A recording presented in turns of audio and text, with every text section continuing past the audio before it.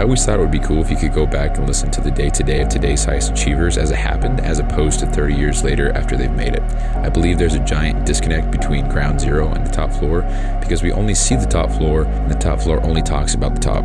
You know, how valuable would that be? And so it goes without saying, but I believe I'll make it there. And this is the documented journey through each level. My name is Bryson Sessions, and you are listening to the Bed Podcast. Mic check, 1, 2, 3. Yo, I actually do that at the beginning of every episode just to make sure that the mic is on and working, because there's been a few times where I start recording and my AirPods are nearby or something or whatever, and it picks up that as the microphone source instead of this, which blows massive asshole. So I learned that the hard way. So anyway, that's what I do every episode. Check 1, 2, 3 every time. Every time. That's a lie. I just do check 1, 2, 1, 2. But anyway, so I'm going to talk about being surrounded by the wrong people, differentiating myself in the market with the program that I'm making, and then my competition, or I guess competition in general. So sticking to that 3-topic thing that I talked about a few episodes ago, I don't know if I'll stick with it because, again, the whole point of the show is to be quick fire, shoot from the hip, document, not really have a plan, not be organized, not have equality. Not to say that I don't want to be any of those things, but that's not the goal. The goal is to literally speak what's happening.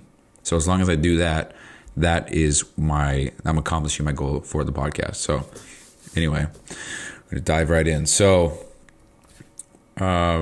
first thing is differentiating myself in the market for the program. So I was sitting there the other day, and with those, I think I talked about it yesterday or 2 days ago, but I had the self-doubts. I had those negative.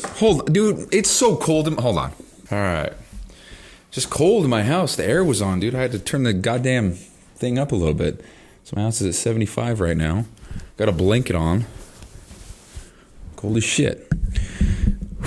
Okay. So the other day I was thinking about, when I was having those self-doubts, I was thinking about the program, why it would be different, why someone would sign up with me. And it's funny because the episode yesterday, I already made $6,000 doing this with kind of a bare minimum half-ass product, not putting in the work. So to think that if I put full ass in every area of the work that I have to do, it makes me think, it makes me feel, that's not the right word.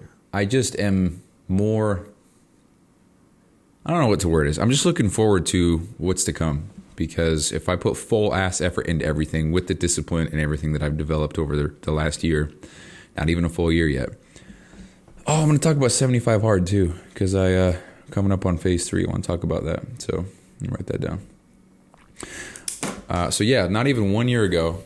Oh, you know what? No, just kidding. Never mind. Yeah, so it's not even been 11 full months yet since I started 75 hard. So 1 year ago today, I was still a pile of lazy shit, not doing goddamn anything with my life at all. No goals, no vision, nothing. I was just sad, and So anyway, not even 1 year ago today. So there's a real life case study of how your whole entire life can change drastically in just 1 year, less than 1 year.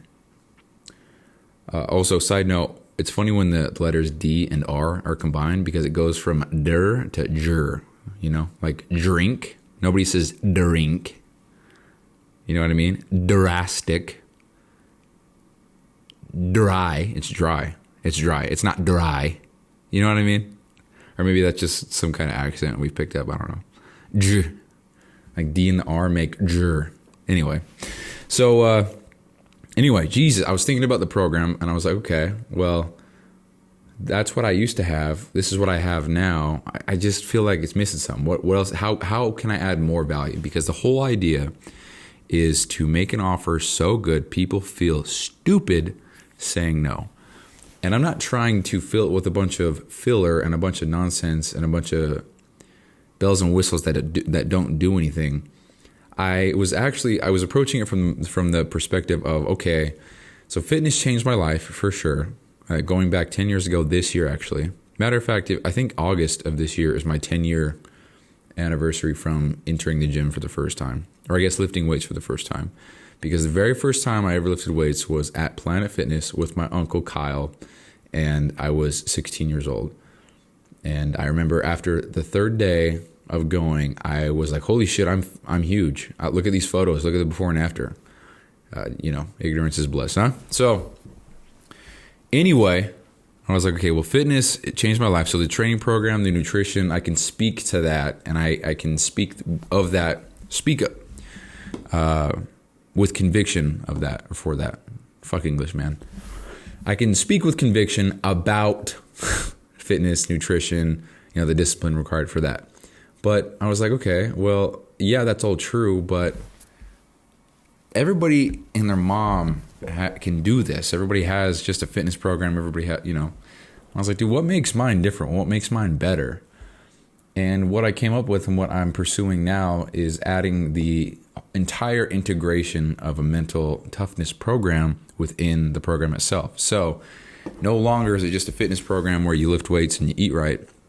It's a whole program, and I dare I say the word challenge in certain context here, for someone to self-develop, grow, become better, become more confident, and kind of ditch some bad habits. So, because I'm working on incorporating, so real quick, there's 8 phases of the program. There's 4 blocks of the program. They're all 4 weeks each. And every 2 weeks within each block, it's a new phase. So phase 1 through 8, with each phase, there's different training protocols and everything, which you can argue is overdone. It's overcomplicated. If you want to argue that, like, you win, it's fine. But the point is not to be overly complex and have this or that, or be the most scientific, or have, shock the muscle or whatever. I mean, you need some variability in your training, for sure, but not to the extent that I have. And the reason why I have it is for the mental aspect of things. So, for example, one of the phases in the program, I have called it, this is just an example, but the mental endurance phase. So the kind of the little description you might see on the whatever is build fierce resilience in the gym by performing 500 reps per day. And it'll probably be closer to 600 or 700, because if you do 3 sets of 33 reps, that's 100 sets, or it's 100 reps per set, or per exercise. If you do 5 exercises, that's 500 reps. And that's just if you do 4 exercises for chest, for example, there's 400 reps, and then maybe you do 2 exercises for triceps, that's another 200. Maybe you do 1 exercise for abs, so that's 700. So that's the idea, right? But it's not just that. So you have the high rep sets, and here's where the mental discipline, where the resilience comes in, all that shit. And this is where I have to differentiate my program from others in the marketing, in the posting, and everything, because a rule for this phase is, which is 2 weeks, is no music allowed. And that's for no other reason than to push yourself and to dig deep and focus on the reps, the sets, the workout, and not rely on hype or music or anything to get you through it. So, I mean, this is just all rough draft shit. So maybe your first question is, well, what about podcasts? What about audiobooks? I don't know. And the next one that's in the same phase is no pre-workout stimulants allowed. So like no caffeine before your workout, no energy drinks, no creatine, or some people just take that daily. So whatever, I can't regulate that shit. But no beta-alanine, no betaine, shit like that. So none of that before a workout. And that's just for the sake of building resilience and developing willpower and grit. Because it's one thing to have these super high rep set workouts with no music and everything, but it's another thing to have absolutely no boost and to do this for not 1 workout, not 2, but 2 full weeks. And you could also laugh and say it's only 10 workouts, but it's just for the sake of challenging yourself, for the sake of developing, for the sake of pushing yourself and trying something new, and not relying on these things to get us through workouts or whatever. Because there, for a point in time, maybe 6 or 7 years ago, I felt like, I actually would not work out if I didn't have pre-workout. And, that was like 6 or 7 years ago or whatever. But I just wouldn't. I was like, I'm out of pre-workout, can't lift weights. I was like, well, hold on. Why am I even going to the gym? Like, what's my, So anyway, a lot of people are kind of in that trap of, I need pre-workout to work out, or otherwise my work, it's like, dude, you just need to stop being a bitch and just go. So anyway, that's one phase. And then we have another phase. It's called the German volume training superset phase. So master the monotonous by keeping your training to absolute basics with zero entertainment. Meaning So you do German volume training, which if you don't know what that is, it's 10 sets of 10 with 60% or so of your 1 rep max, which is lighter. It allows you to get 10 reps on the first set really easily. And then about your 5th, 6th set, you should be getting to failure on that 10th rep. And then the remaining sets, you shouldn't be able to get 10. That's the idea. And then after that, you do a superset with another muscle group. So for example, you do bench press superset with barbell row. So you do, that's right. So you do 10 sets of 10 with one exercise superset with 10 sets of 10 of another. And then after that, for just a little cherry on top, you do 3 supersets with another exercise pair. And that's German volume training. And I think at its core, it's just 10 by 10. That's German volume training because it's a lot of volume with the same exercise, for one muscle group. And that combined with, you can't touch your phone during the whole workout. Can't touch it. Can't even look at it. All right, put that shit in your backpack, leave it in your car, whatever. Just don't touch it. And again, I don't know the rules, but like maybe you got AirPods in, you can listen to music. I don't know. I'm trying to figure that out. I'm trying to keep each phase unique to its own set of rules. I don't want to have more than one phase repeat same rules, but I think I might have to. I mean, there's only so many things you can do. But anyway, that's the idea, right? So it's not just training, it's mental as well. So that's the whole idea. So now I'm integrating it's called a vice fast, which you pick something in your life that you might think have a little bit more control over than you'd like social media or sleeping, snoozing your alarm and sleeping in longer, or it might be an energy drink, it might be caffeine, it might be coffee, it might be Netflix, whatever it is. So you just abstain from that for a specified amount of time, just to check yourself to make sure that you are still in control of whatever it is. So for me, for example, I recently came off of a caffeine fast. It was, or whatever you want to call it. It was about 2 weeks long, just had 0 caffeine whatsoever.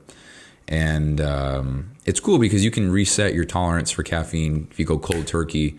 I think it's like 10 or 11 days, if I'm not mistaken.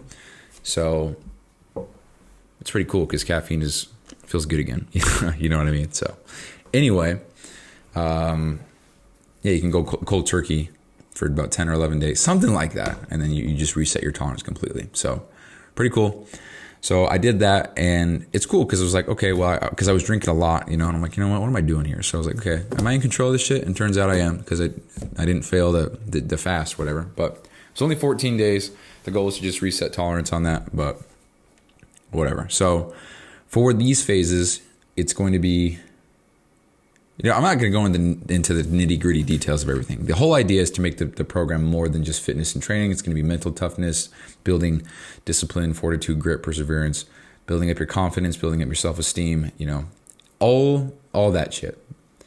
And the reason why I say all of that is because when I was thinking about how can I make this program more value and something that I can speak about with more conviction, it's like, okay, dude, 75 hard changed my entire fucking life. I'll never not say that. It's just single-handedly the most profound program I've ever done in my life, because it just recalibrated the way I see everything. Like it showed me what I'm capable of and how big of a fucking bitch I've been my whole entire life. And I mean every single bit of what I just said. So if I can incorporate just small parts of that into my shit and have somebody get the benefits of that in a different way, then fuck yes, I'm going to do that. Also, you can just bail out on the whole thing and integrate 75 hard completely and follow that along with the rest of the program. I'm actually going to encourage that more than what I've got, because 75 hard is just perfect. So anyway, here's a little plug. So now I'm focusing on not only the fitness, the nutrition, the cookbook, the restaurant tool, the nutrition, not all that, but also integrating mental toughness. So we got Vice Fasts, Virtue Feasts, and then Crucible Trials, or Crucible Tasks. I don't really know the names, but the idea with a Vice Fast is to abstain from something. The idea with a Virtue Feast, which I just discovered today, is to pick something and so Vice Fast is abstain from something. Virtue Feast is to adhere to something. So maybe that's journaling, maybe that's practicing gratitudes, maybe that is taking an ice bath, or I don't know, something like that. And then we have the crucible, which is a hard, very challenging task for you daily, which, for example, that might be in a cold shower for somebody. I know I just said that for the other, but that's supposed to be more like, not challenging, just more like clear your mind, focus on the positive kind of thing. So one's removing negative, one's adding positive, the other one is forcing yourself out of your comfort zone. So maybe that's public speaking, maybe that's talking to a stranger, maybe that's cold showers, maybe that is, I don't know, introducing yourself to people, maybe that's raising your hand in class, maybe that is, leading a conversation, or not a conversation, leading a meeting, maybe that whatever it is, that's the idea. So it's all in development. There's absolutely no rush to get any of this done. So it's fun brainstorming and writing all this shit down. So, we got, so that's that. I'm not going to dive much deeper into that other than the fact that I want it to be more mental toughness, discipline, willpower integrated. And if that's not somebody's goal, it's all good. There's other programs out there. So next one we have is, so I was thinking about this because Andy Frisella was talking about this. I heard it on a podcast a month or so ago, but the competition that we have as starting entrepreneurs and I guess people that desire more for their life, like who are we competing against? And I got thinking about that because I'm very hard on myself. And I was thinking like, who am I competing against? Because I don't have any friends or family members who are doing anything remotely close to what I'm doing. I don't know anybody through network or by a friend of a friend who's doing what I'm doing. I only know strangers on the internet who are doing what I'm doing, who don't even know I exist, and I don't talk to them. Not a problem. It's just what it is. So who am I even competing against? Because I'm doing my own thing. I honestly try not to look at anybody else's shit because I want the things that I create to be authentic from my brain. And I think I've talked about this before, but of course I want inspiration from other people. Of course I want to pick apart certain ideas other people have, take what I like, put it into my thing and grow my thing. But I just don't want any sort of influence in that regard to penetrate what I've got going on, because I want everything that I make to be authentic to me and to know that I'm not copying anybody. I'm not unintentional, or I'm not intentionally whatever. It's like if there's another person out there with a DED podcast and they're doing a daily documentary or whatever, I don't know that. So right now, up to this episode, I know that everything up to this point has been real, raw, and authentic to me. And that's kind of what I want. I just don't really give a fuck what other people are doing. And that's very cool to say out loud. So I was thinking about the competition, because Andy was talking about, dude, you can take this and do that and blah, blah, blah. You can have this fun experience. You can blah, blah, blah. Because your competition, they're only working on Tuesdays and Wednesday afternoons, because Thursday they start drinking, then Friday they're passed out drunk, and then Saturday they go day drinking, and then Sunday they're hungover and they're getting ready for the work week, and then Monday they kind of take it serious a little bit, and then Tuesday same, and they repeat the cycle. So you're only, all you got to do is work 5 hours per week. And he didn't say any of this about the hours and specificity of what I'm saying, but it's the whole principle behind the message, which is the people that we're competing against in the early stages, they're just not giving it the time or the effort or energy required. And I like to think about that in one way, because it's like, yeah, hell, I'm outworking my competition. But then I think about it in a different way, which is like, I just don't even see them as competitors, because they probably get off work, they go home, I don't know, fucking go to their bed, sit on their bed, fall asleep, wake up, and then sit on social media for the next 3 hours, and they go upstairs or downstairs, whatever the fuck. Or maybe they go out to eat with their buddies, or maybe they go, I don't know. And I just think about that. So like I think about someone who skips the gym, somebody who, or maybe they go to the gym, but they're on their phone the whole time there. They're not giving it their proper intent. Or maybe they I don't know, but before work at night, they go to, I don't know, they just spend the last hour before work scrolling social or not working on their goal. Like, that's what goes through my head. And again, it's the whole mental edge thing. I've talked about it numerous times, but I just think about that because it's like, okay, I'm competing against that. Okay, well, I've definitely got the upper hand because I spend about 40 hours-ish, 35-ish hours per week in this little office space that I've got here working on my own shit. And then another 60 working jobs so I can make money to fund a business idea for later. And I don't feel like anybody else is doing that. And that's a cool feeling that I'm because this has come kind of like I've adapted to this, I guess, workload or this lifestyle, if you want to call it that. So it's not difficult for me personally right now to maintain this level of quote unquote work or workload. Half the time I really am just trying to figure out what to do next, which is bad, but it's better than nothing. So, because I wake up in the morning, 4:00, whatever. Oh, I got to talk about that. So I wake up in the morning, 4:00, and then I go to work, come home, ice bath at 2:45, at the gym by 3:30, 3:15, whatever. And then I'm home by no later than 5. So from 5 to 8:30, that's my time to work. And in my head, it's like, okay, well, even if somebody didn't hit the gym or ice bath, and let's just say they only worked 8 hours, not 10, what do I, like they probably went home, they probably worked on something for a little bit, they probably got distracted, probably went on social, probably got an invite from their buddy, they went and did this thing, went and did that thing, maybe they got a party coming up, so the next 3 days or whatever. So I think about that, I'm like, dude, when I think about it in that way, all I'm trying to say is, when I think about it in that way, I think I'm reinforced in a sense, because it's like, yeah, I am outworking these motherfuckers. But then I don't like that thought for another reason, and I just said it, but it's like, dude, that's not my competition. Like, I want to compete against people who also work 3 jobs, who also cut out friends, family, every invite, everything, so to focus on their thing. Because it's like, okay, that person that's also got that same shit going on, that's what's going to push me. And there's a quote by Alex Hormozy, and I think I've really adopted this unconsciously, actually. And he says, oh, damn, I'm going to pause and find it. It's so profound. Hold on. I also realize I've said profound 3 times in the show, I think.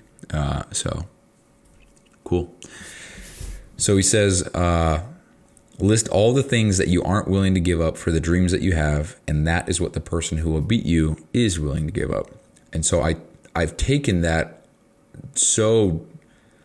I've internalized that so much that's a very big source of motivation, or fuel, I should say, for me, because I am willing to sacrifice friends, family, fun nights out, memories, parties, all that shit. Like I'm totally cool with giving all that up for the next 10 years. And I know that most people couldn't fathom the idea of giving that stuff up. And for me, when I think about that, it gives me a little bit of a fuel boost, gives me some kind of, it's like reinforcing, because it just points to the fact that I really am on the right path, and that the things that I've put myself through intentionally over the last almost 11 full months have built this engine within me that gets things done with minimal distraction. So I'm still working on the distraction thing, because I get distracted fairly easily. So I'm working on that. But yeah, I'm going to say it one more time. List all the things that you aren't willing to give up for the dreams that you have, and that is what the person who will beat you is willing to give up. So I guess in that context, I try to think of, I want to give up everything so I can beat everyone, And I think people with a very, I don't want to say weak, but I think people with the mentality who aren't really involved, not sure how to say this. I think, generally speaking, if you don't have a similar vision to build something or create something, I think by default you will think that that is crazy, and you might get defensive thinking that I'm wasting my youth, or giving up fun memories, or throwing away beautiful moments, or not cherishing the now, or whatever. And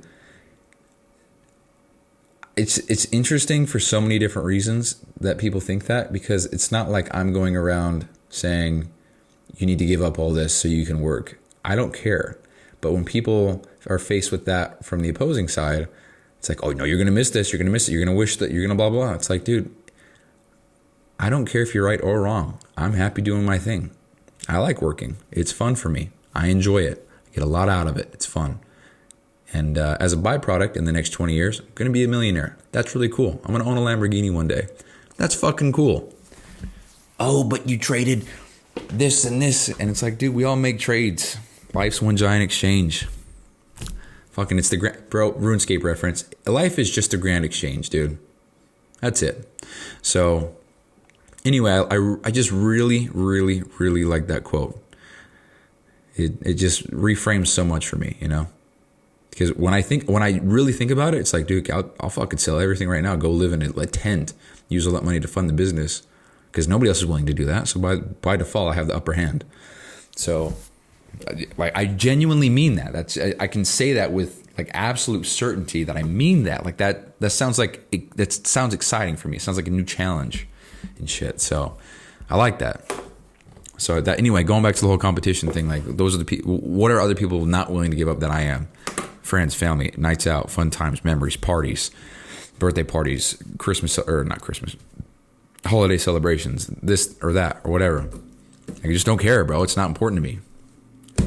Fuck, it's not. I don't know what to tell you. So when I think about it that way, I feel reinforced and I feel like I'm on the right path, and I feel like that I will do very well.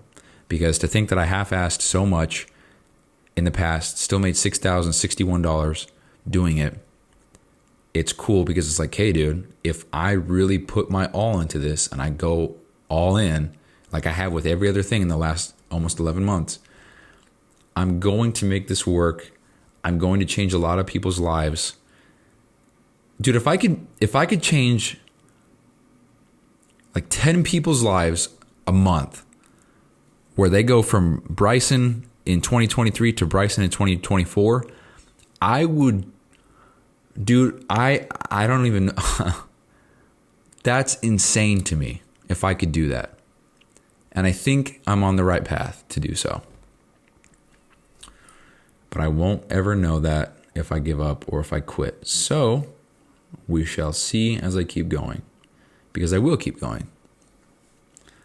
Something that helps me a lot, actually, when I'm faced with a challenge, like, for example, let's talk about this real quick. So my streak of 146 days in a row of getting no less than 225 grams of protein, that streak ended yesterday, or I guess technically this morning, because I remembered that I didn't eat one of the foods that I logged. So what I usually do for the day is I wake up in the morning, I log the food that I'm going to eat for the day, and that's actually really... that's one strategy, because when you log the food and you can see what you're going to eat and you can see the macros and everything, it's like, well, I already logged it. I already know how the puzzle fits together today. I don't want to change that, so I'm just going to eat what's on there. And you don't have to question what you're going to eat, because it's like, I know what I'm going to eat. And what I'm going to eat is perfect for my goals. And it's just simple. So I spent like 3 minutes tracking yesterday, quote-unquote tracking, put it in there, and just forgot to eat the cottage cheese with some fruit. So it was about 28 grams of protein, and I didn't eat it. So I woke up this morning, looked at the cottage cheese in the fridge, and I was like, oh, damn, I lost that, huh? And I went back, and sure enough, so lost the protein streak, so that sucks ass. But it is what it is. And I'm actually really impressed by my reaction and my, call it poise from this quote-unquote failure.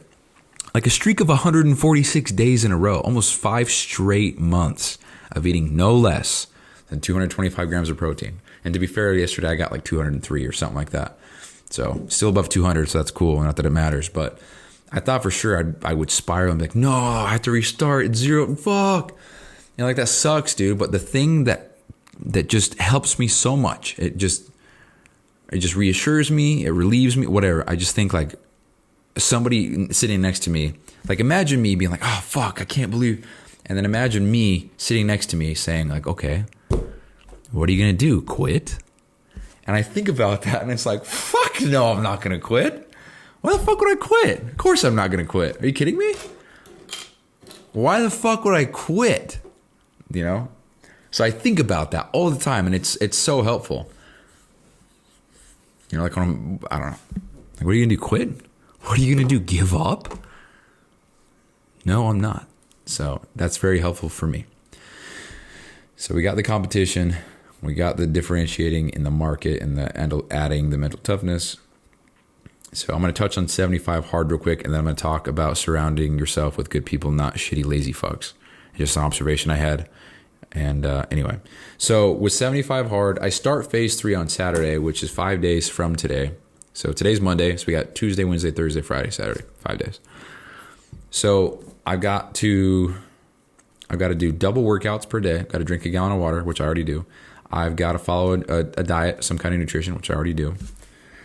And I've got to take a progress photo. Got to read 10 pages a day, which I'm grateful for that accountability because I've been slipping with the reading. It's just, it's hard for me to think that helps me right now, but it most definitely does.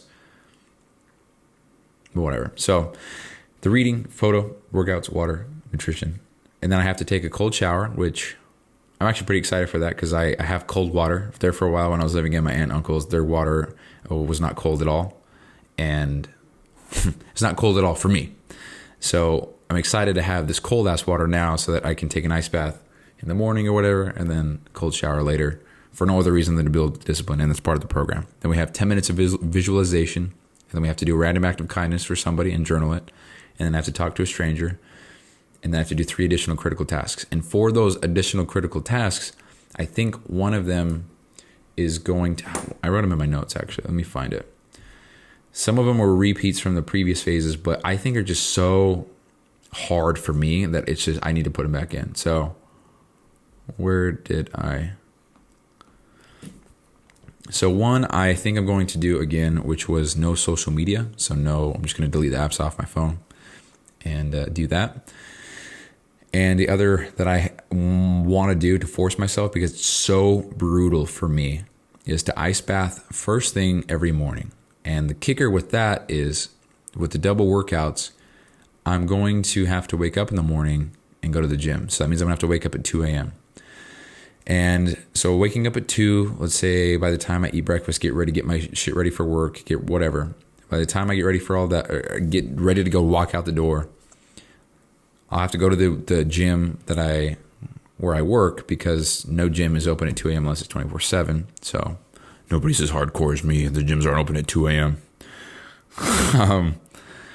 So I'll have to leave by 2:30, get there by 2:45, begin my workout by 3, so that I can finish no later than 4:30. So 4:30, I'm finishing my workout, walking into the front door at work, because I'm not even going to get into that. Maybe on a different show. But I'm going to have to wake up at 2, which that's not waking up early, like whatever. Going to bed is the problem for me. And I say that, but the more that I guess, exercise this whole discipline shit, the easier it is, because the less distraction I have, the easier it is, you know, like if I don't have people inviting me, or if I don't have friends I'm talking to, or if I'm not in a conversation or whatever, it's just so easy to just piece the fuck out and go to sleep. I don't got to worry about anything. So there's a perk right there of not having many interactions and friendships and whatever. And I don't say that to be sad. It's like fucking awesome. But so if I have to wake up at 2 a.m., reverse 7 hours, if I want 7 hours on the dot of sleep, I have to fall asleep at 7 p.m. So I'll probably have to be in bed by 6:30, which fuck, you know, man.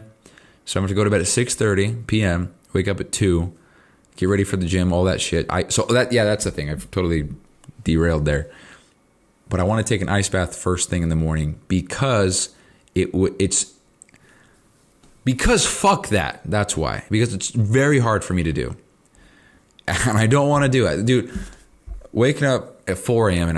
and taking an ice bath, fuck that. But waking up at 2 and forcing myself, like if I don't, then I fail the program, because that's what my third additional task is, then that's going to instill so much resilience in me. And that's what I want. So I got to do this hard shit, right? So I think that's one thing that I'm going to do. So anyway, that's another thing I want to talk about. I already did, but I'm going to have to start going to bed at fucking 6:30 to wake up at 2. So yeah, I'm going to have to do that for 30 days. And it's not going to be every single day. Matter of fact, let's count real quick. If we're going to be real technical here. So we're going to look at here. Okay, so we got June 29th. So we got 1, 2, 3, 4, 5, 9. Oh, wait, hold on. Sorry. 4, 9, 14. What the hell is this? 14, 18, 23, 24. So only 24 of those days do I have to wake up that early. The rest, I have FedEx. I think I have 2 days off. from here until the end of the program. So we have, I counted that right. So we have 24, what did I just say? 24 days, 26 days, whatever. It's 24 days that I have to, there's no way, dude. No, that's right. Why does that seem wrong to me? Hold on. Oh, that's wrong. I'm counting how many days. So 1, 2, 3, 4. Oh, yeah, dumbass. 1, 2, 3, 4.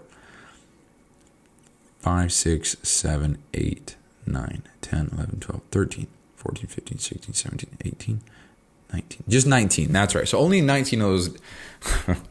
See, other people will cut that shit out. Not me.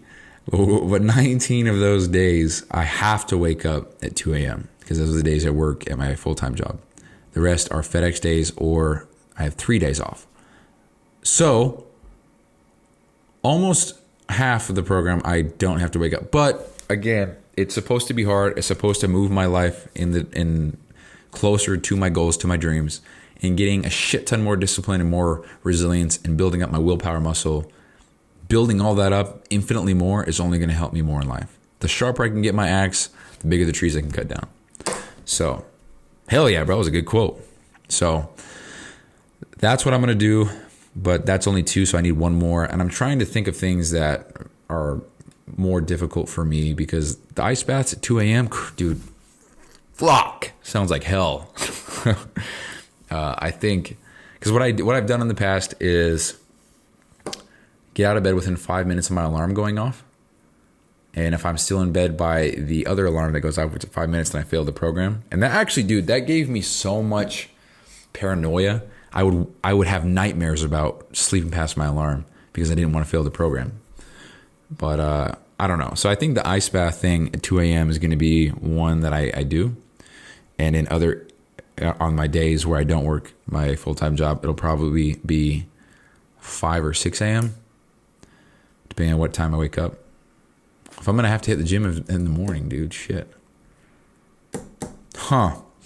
Well, we'll figure that out. But I think that's what I'm going to do because it's just, for me personally, that's brutal shit. And I just got to stop being a bitch. So we're going to do that, I think.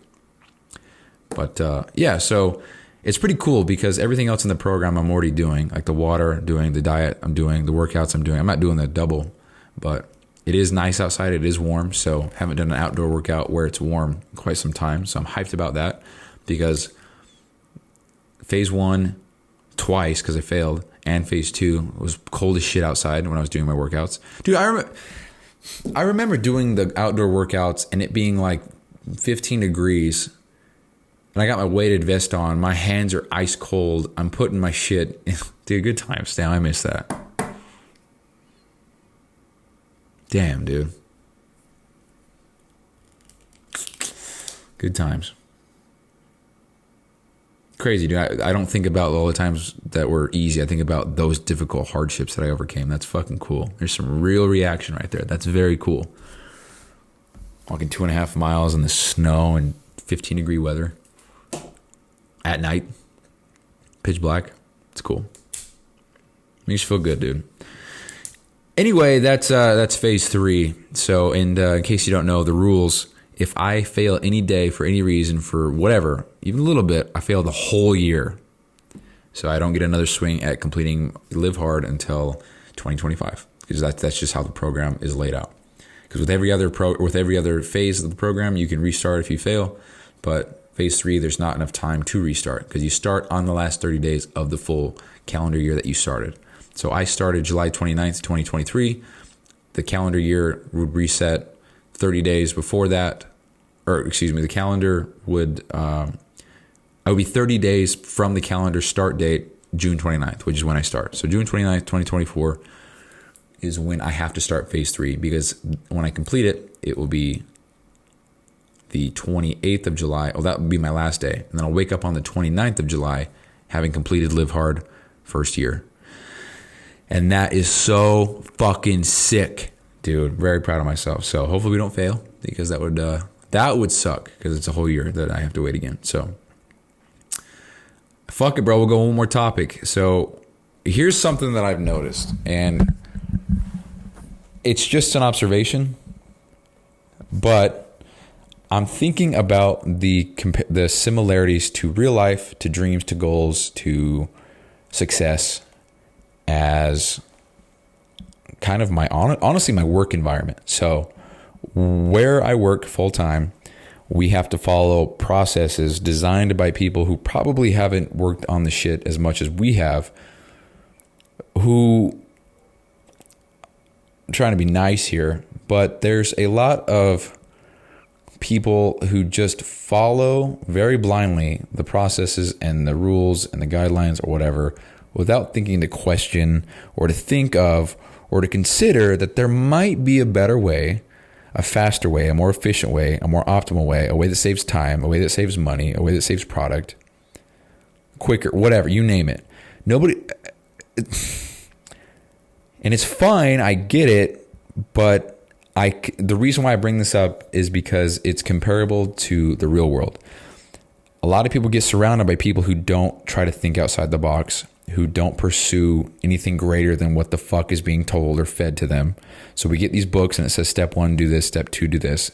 By the way, it's not that easy because everything's all out of order. You got to search 10 different books and 5 different blueprints and 3 different manuals to figure out what color the goddamn marker should be on the left side of the red-handed fucking tape measure. I mean, I'm exaggerating there, but anybody who works with me knows exactly what I'm talking about. It's like, why don't you just put that in one book? Why not say step 1, do this, and if you don't want to do it, then do this. And if you, Christ, bro. So anyway, I was thinking about that in real life because I'm in a work environment where hardly anybody has any desire to find better, faster, more efficient ways to do anything. Everybody, I don't want to say everybody, dude. I feel like it's not true to say everybody. There's a few people where I work that really have got that shit figured out. But when I first got in there, I was so excited to make things better and to write guides and to help the new guys out and to show, more efficient ways or to provide shortcuts in the book or to whatever. I was so hyped to do that. I was doing that every day. Every single day I was reading all the books, trying to figure out how I can keep this note here so the next person can find it so it's easier and faster for them.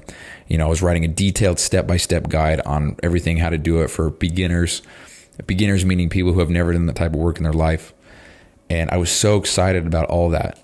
And then that started leaking into, like I've talked about this all the way up before episode 50, but it's so simple. But I just made a little thing on my cart that holds tape and it leaked into that. So I was just trying to make things better to hold my supplies. I'm trying to make a booklet to help other people, to help myself because I want to learn everything.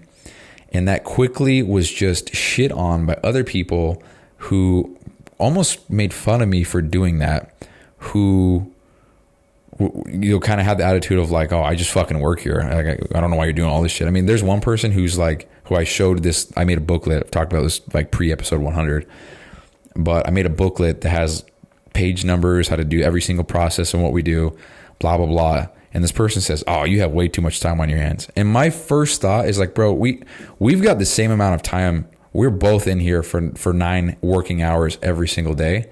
We both do the same work. It's not that I work harder or work less, and neither does this person. So what the fuck kind of comment is that, you goddamn idiot? I have more time on my hands than you do? Well, what the fuck are you doing, bro? Christ almighty. So, and there's little slights like that, you know? It's like, oh, you're just trying to improve everything. You're just trying to make everything better. You can't, you know? And it's like, no shit, bro, because fucking morons wrote this shit. I want to make it better. And if I can make it better, then I'd like to. And if I can make something, if I can experiment with a different thing, dude, it goes back to 6th grade science. You form a hypothesis, you test the hypothesis, you write the summary of whatever the fuck happened, and you go on from there. So if I think, okay, I'm going to use this color tape instead of this color tape because I think it'll work, and the hypothesis comes back, and then the facts come back, and it's actually, oh, you know what, this tape is actually better. I was wrong. It's like, that's cool, bro. That's fine. I'm cool with that. Now that I know, I'll try a different one. And it's not about, oh, you can't follow the fucking rules. It's like, dude, why hasn't anybody thought to just think a little bit differently, you know? And so I say all that because I think about real life the same way. People are just surrounded by other people who have no desire to push the boundaries or to push themselves to think differently or to grow. Everybody's surrounded by by like-minded individuals in a negative sense, that everyone's like, oh, just play it safe, just stay average, don't worry about shit. I was just talking to my coworker about this today. Like, oh, just play it safe, stay average, you don't got to risk it. It's fine. What's wrong with this? Be humble. Bro, fuck all that. I'm just trying to do things differently. And I get shit on for doing that, and I get made fun of and teased. And to be fair, nobody's been like an asshole about it. But people do tease, and they throw slights here and do this and say this. And it's just annoying, I mean, fuck, that combined with the fact that I don't party and I don't this, whatever. So like when I'm having conversations with certain people are like, oh, you don't got any hobbies, It's like, bro, I don't give a fuck about what you got going on. Why do you care so much about me? I don't even know your goddamn last name. Fuck. So anyway, I just compare that, because like I'm in a work environment where improvement and optimization is almost frowned upon. And when I try to make these guides and helpful things, it's illegal because it's not written officially and it's not official documentation from the company that we service. So it's just reference only, but even then it's not allowed because it's, why the fuck are you using that? The book says it perfectly. And if there's a problem with the book, then we need to fix it. But in order to fix the book, it takes X amount of this or that or whatever, weeks, months to figure it out and blah, blah, blah. And I don't even know what it takes, but it's not as simple as, hey, you got to fix this. And they're like, oh yeah, okay, cool. And then it's fixed the next day. It doesn't work that way. Work for the goddamn government, dude. Everything takes fucking eons to accomplish. So I myself, with the mentality that I have and the work ethic that I have and the frame of mind that I'm trying to remain in is not a good match with the type of work that I do, surrounded by the mentality of the people who I work with. And it's not throwing shit at anybody else that I work with. I work with a lot of cool motherfuckers. But the goal of improvement and all that, I'm not going to repeat myself. There's no desire for that. So comparing that to real life, people surround themselves with people who don't have any goals in life, who just play it safe, who don't want anything better, who really shit on other people for trying to push themselves. That's kind of the main point. It's a 15-minute long rant of saying people like myself try to push the boundaries of what's possible for myself, and I get shit on by other people who can't even wake up on time to go to the gym or to whatever, Yeah, for fuck's sake, bro. I have a whole podcast that's a rant about people complaining about how another person wakes up at 2:30 a.m. It's like people just, I don't know, man. It's just frustrating, but it's a real life comparison of how people get in the wrong crowds to surround themselves with dumb fucks, the people who really just shit on other people's goals because it makes them look bad or because they think it's not possible or whatever. And it's just real life comparison. So all that to say, I need to get the fuck out of where I'm working because I'm not growing there. I mean, dude, thankfully, shout out fucking Clancy. How about that? Shout out Clancy. Shout out Nick. Love you guys. There's your fucking thing for the show. You guys get it. We're all actively trying to get the fuck out of there. So, and that's no shade thrown at anybody else. It's just not the right environment for the frame of mind that we have. So, and I don't want to speak on behalf of anybody, but I think that I can in this regard. Correct me if I'm wrong. But anyway, the show went on way too long, but I did capture everything that I wanted to talk about here, so that's cool. So just a quick recap. I talked about surrounding yourself with people who have ambition and want to think outside the box and push the boundaries for what's possible and to grow and develop, to be better, to be more efficient, to optimize this, to figure out better ways, to just think outside the box and to push what's possible. It's just the best way I could say it. Talked about 75 hard, what's required when I'm starting. Talked about differentiating my program in the market and what I can do to add a different twist and spin on the program, how I'd have to market that, which is a whole other issue in and of itself. And I talked about competition, me versus whoever that person is out there. So that was a long show, but I felt like this is a good one. This is actually pretty therapeutic for me because I don't have anybody in my life that I can talk to and vent all of this shit to and then get some kind of feedback in response that makes me think critically about what I said or whatever. It's usually just, yeah, I get that, or, oh yeah, that's cool. So anyway, you want to come over later for, no disrespect to anybody, I love them all. But I think for me personally, and it sounds so cocky when you say this, but it's just truth. I think for me, I crave to be challenged intellectually more than I want to be agreed with. And that itself is growth, because of course I don't want confrontation. I want to avoid friction. But for example, if everything I just said, someone was like, actually, you know what? I think actually this is a little bit different. I don't agree with this. I would be like, fuck yeah, bro. Tell me why. I'm curious. Because maybe hearing their point of view, maybe that might persuade me to think a different way. Because there's I don't know, dude, there's right or wrong. There's a lot of shit in the middle. And then you can have humility to think, oh, you know what? That was a dumbass thing to say. My bad. You're right. And I strive for that shit. So not a lot of people are like that. Not a lot of people get it. And that's kind of why I kind of just keep to myself. So hopefully in the future, I can cross paths with some motherfuckers who get it in the way that I do. And it sounds so fucking arrogant to say that, but it is what it is. I notice that I say that a lot. Oh, it sounds so arrogant, and then I say the thing. I think that's just me being raised a certain way, being afraid to share what I think, because I've always been taught that boasting about your wants, desires, needs, abilities, whatever, makes you not humble or makes you arrogant or whatever. So I think that's just partly how I was brought up through my whole family. I mean, you're not even supposed to talk about money in my family, but